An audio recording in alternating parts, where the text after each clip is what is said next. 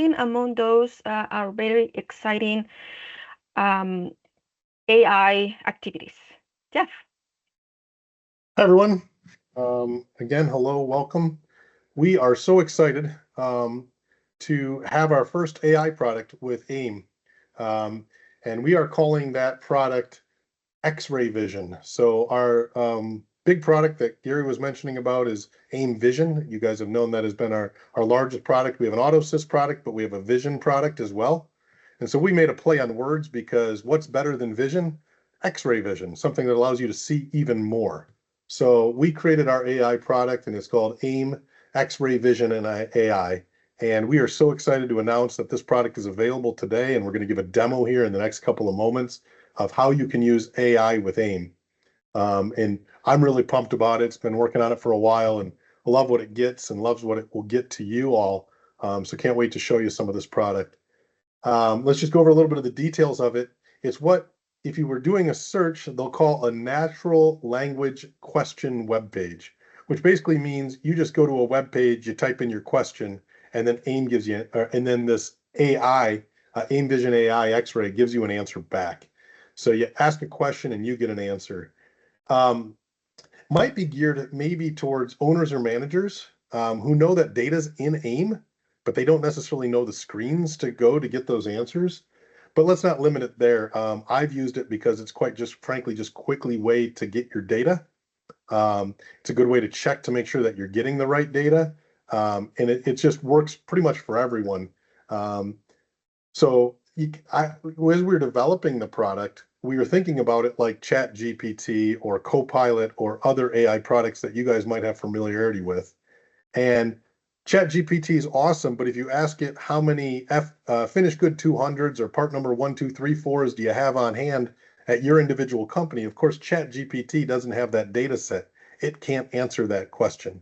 That's where X-ray Vision comes in. It does have that data set. It does know your data. And so it can give you an answer. How many do I have to ship next week? How many did I ship last week? When's the next time I'm getting raw material? What's my standard cost of XYZ? All the things that are in AIM, it has all that data, so it can provide all those answers.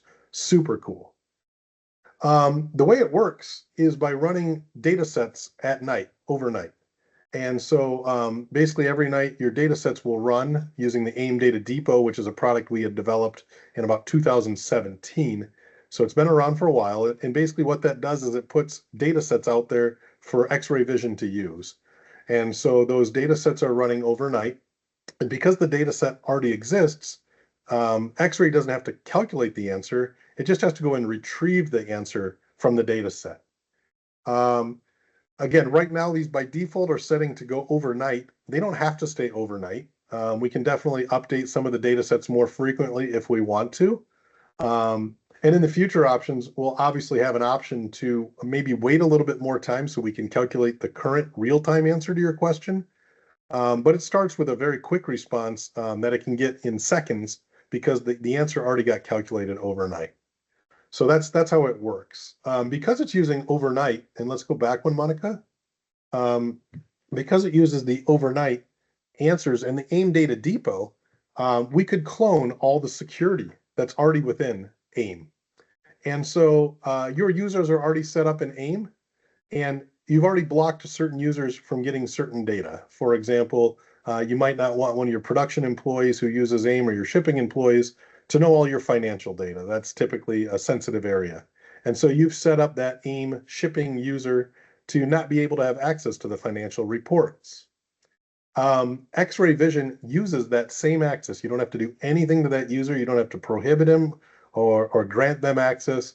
Anything that they could get in regular AIM screens, they can get out of X-ray screens. And so it just inherits all the security that you already have set up in your system and make sure that people can't get what they're not supposed to get with their logins, and they can get everything that they already are currently getting. So security is built into this product. Don't need to worry about that. Going to the next chart then. So what are some practical use cases? Let's go back one, Monica. Some practical use cases of this that we've kind of worked through. We've had 4 customers doing some pilots here as we go through, and they've told us about some use cases over the past couple of months. We've also thought about other use cases that you could have. how many of you have been asked by a quality engineer for scrap data, production data on scrap, and the production or quality engineer that is asking for this data doesn't know how to get it out of AIM, and you would just wish they could ask their question to a website and they could get the answers and they could go make up whatever charts they wanted. Maybe you guys are reporting to an owner and the owner is looking for the gross margin by product.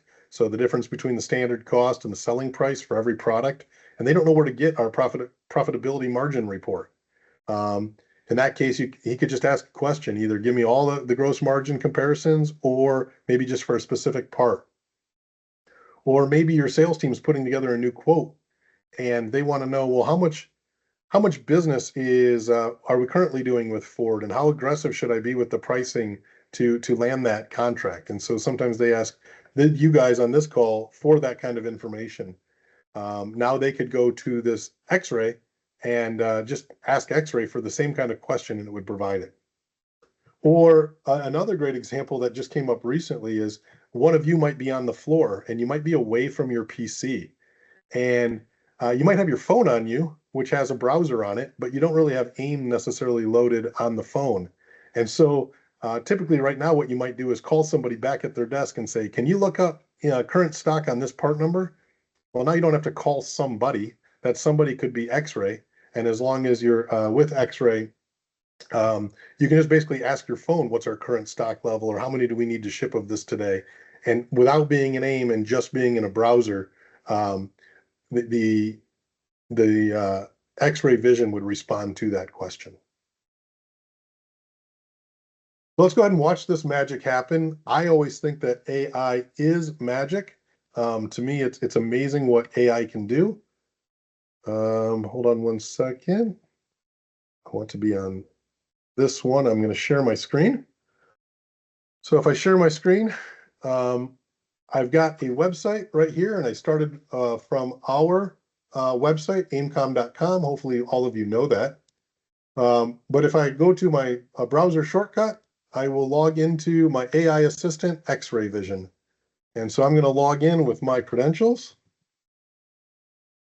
And my company code in my environment is JJS. This is all bogus garbage data that I've made. I didn't obviously want to share any of your sensitive data, but you can just sign in just like you do in AIM, your user ID, your password, and your company code. And you can save that password if you want to with your browser or whatever else you have. I'm getting a little warning message here just so you all know that some of my reports are outdated. That's because I'm in a development environment. That's just a good notice. If you get that up here and it's red, please let us know. That means something's not going right. But essentially the way this works is it'll show your username up here.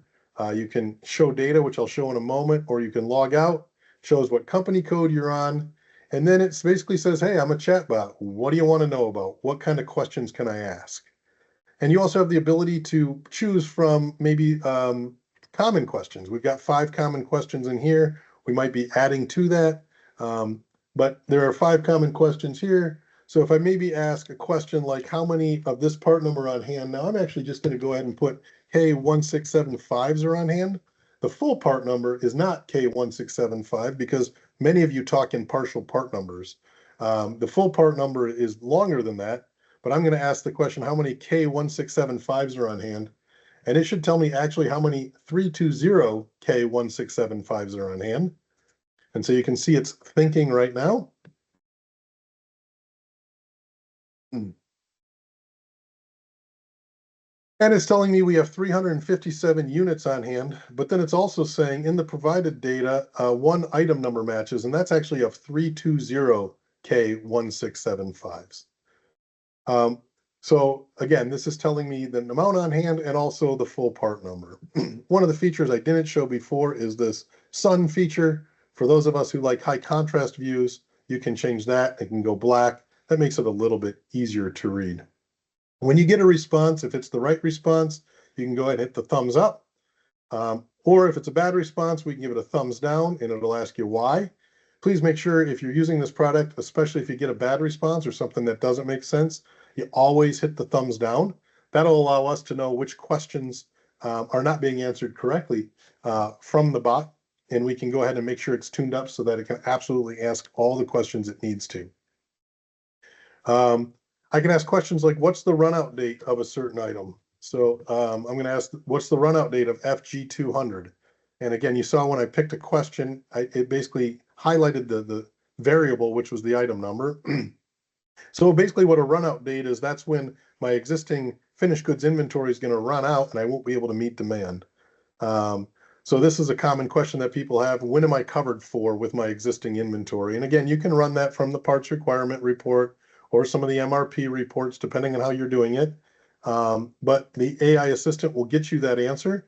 It'll tell you what the date is. So you can see it's thinking right now. And yeah, there is a slight delay on this for sure. It's not necessarily instantaneous, but it is getting the answer. And basically what it's telling me is my run out date is October 6th. And it's basically saying it's the last day before inventory is depleted. And that is correct for that product. So it'll show me kind of my sequence and when I'm going to run it out, gives a full answer on what my run out date is. There's some other questions we could ask. How many total sales in dollars of all parts did we ship in 2025?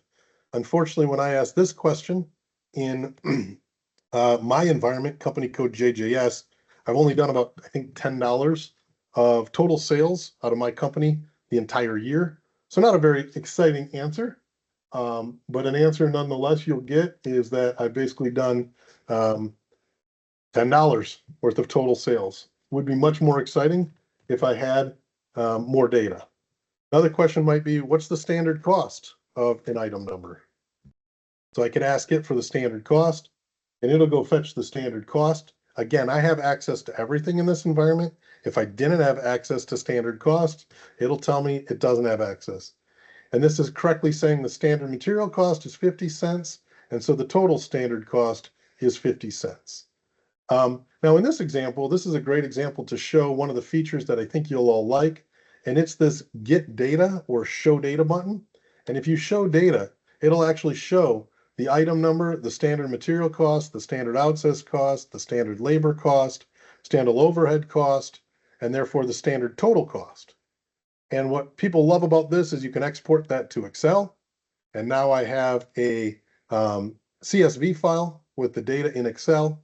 So I can go ahead and use that in Excel. This is a great way to get data out of AIM. Basically runs the data with a question and then exports it to Excel. I'm going to go ahead and close my data set right now and give my bot credit for the right answer. We might even ask questions like, show me the routing step for a given part number.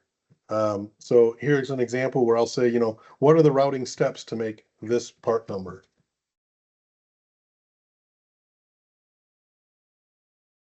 And what you'll see here is this is a one-step part.